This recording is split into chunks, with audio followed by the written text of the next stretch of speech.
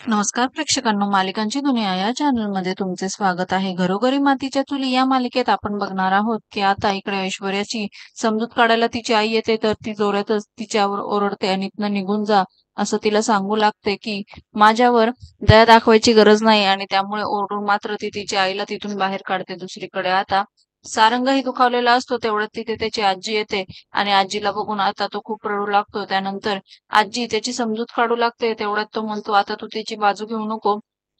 कालपर्यंत मला त्यांच्याबद्दल वाईट वाटत होतं, म्हणून मी काल त्यांना शेवटचा फोन केला होता. पण आता माझ्या लक्षात आलं आहे, खरं तर सगळं त्यांच्यामुळेच घडत होतं. तेव्हा आता आजी लगेचच म्हणते, नानांनी सांगितलं म्हणून तुम्ही खरं मानलं का? मग इतकंच होतं तर मग नानांनी आधी जानकीवर का बोट धरलं होतं? तर तेव्हा मात्र आता सारंगाच्या मनामध्ये पुन्हा एकदा ऐश्वर्या बद्दल जो काही राग असतो तो आजी मात्र पुसून काढते आणि त्याच्या मनामध्ये पुन्हा ऐश्वर्याबद्दल प्रेम निर्माण करण्याचा प्रयत्न करत असते. दुसरीकडे आता ऐश्वर्या लग्नाचे फोटो बघत असते आणि तिची आई तिला जेवणाचं ताट वाढून घेऊन येते. तेव्हा मात्र आता ती पुन्हा रडू लागते आणि मी खायचं आहे का हे?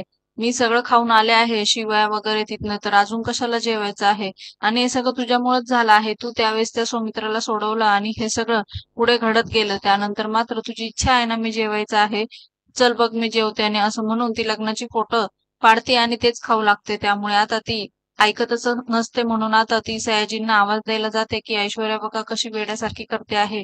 दुसरीकडे मात्र आता घरामध्ये रामनवमीची पूजा सुरू असते. इतक्यात शर्वरी आणि तिचा नवरा पण तिथे पोहोचतो. तेव्हा मात्र आता गुरुजी पण आलेले असतात आणि गुरुजी पूजा सुरू करतात. इतक्याच सगळ्या जोड्या पुढे येऊन बसतात आणि तेवढंच सारंग खाली उतरून येतो. त्यानंतर मात्र त्याला ऐश्वर्याचा पुन्हा एकदा भास होतो. मी कशी दिसते सांगा, चला लवकर पूजेला बसायचं आहे ना. आणि सारंगही खूप खुश होतो. पुन्हा तो मागे वळून बघतो तर तिथे ऐश्वर्या नसते.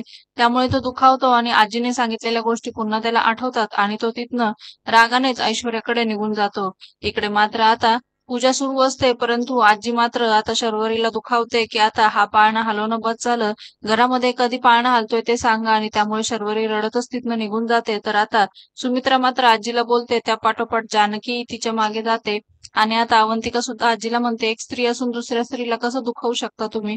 त्यानंतर आता शर्वरीची जानकी समजूत काढते आणि काळजी करू नका, सगळं ठीक होईल, म्हणून तिला पुन्हा पूजेसाठी बाहेर घेऊन येते. इकडे मात्र आता सयाजी त्याच्या माणसाबरोबर बोलत असतो, तेव्हा ऐश्वर्या रूम मध्ये गन घेते आणि जानकी आणि ऋषिकेशच्या दोन्ही फोटोवर दोनदा गन चालवते. त्यामुळे आता तो व्यक्ती म्हणतो, त्यांनी त्यांच्या जीवाचं काही केलं तर नसेल ना, म्हणून ते दोघं धावत जातात. तर सयाजी मात्र तिच्या हातातनं गन काढून घेतो. तर ती म्हणते, मला या दोघांना संपवायचं आहे आणि त्याशिवाय मी शांत बसणार नाही. दुसरीकडे आता जानकी पुन्हा शर्वरीला पूजेला आणून बसवते आणि पाळणा गायला सांगू लागतात. तर तेव्हा रामाचा पाळणा म्हणताना शर्वरीला खूप रडू येतं. त्यामुळे घरातील सगळेजण तिला पाळणा म्हणू लागतात आणि आता विक्रांत सुद्धा तिला सावरत असतो.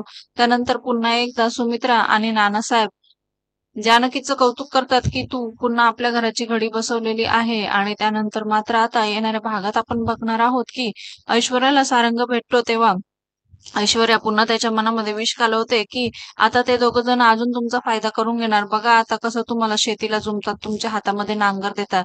आता तयार व्हा पुन्हा शेती करायला आणि बैल बनायला, आणि असं म्हणून पुन्हा त्याच्या मनामध्ये विष घालवते. आणि सारंग मात्र आता पुन्हा तिचा ऐकतो आणि तसंच वागायला लागतो. दुसरीकडे मात्र आता जानकी ऋषिकेशला अवंतिका सांगायला येते की सारंग भाऊजी तुमचा दरवाजा खोलत नाही. इकडे ऐश्वर्या तिच्या बापाला सांगते, आता मी त्या सारंगला असं काही भरवलं आहे ना की तो चांगलाच बॉम्ब फोडेल बघा. त्या जोकरमुळेच मी त्या घरामध्ये पुन्हा एकदा राणी म्हणून जाईल, तुम्ही बघाच. आणि इकडे मात्र आता सारंग दरवाजा खोलत नाही, म्हणून घरातले सगळेजण दरवाजा तोडून आत येतात आणि सारंगची अवस्था बघून मात्र त्यांच्या पायाखालची जमीनच सरकते. मालिकेंच्या अशाच नवनवीन भागांसाठी आपल्या चॅनलला नक्की लाईक करा, शेअर करा, सबस्क्राईब करा.